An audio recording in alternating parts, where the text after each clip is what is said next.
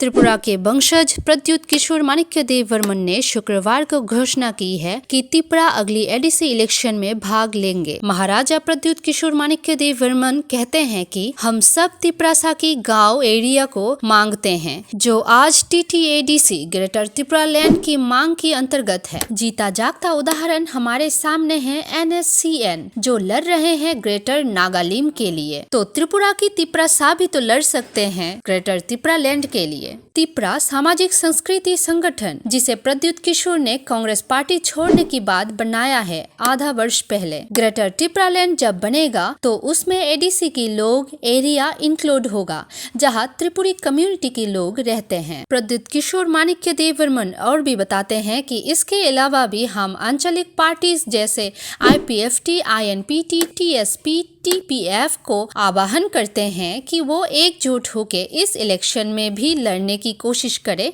एक साथ लड़ें।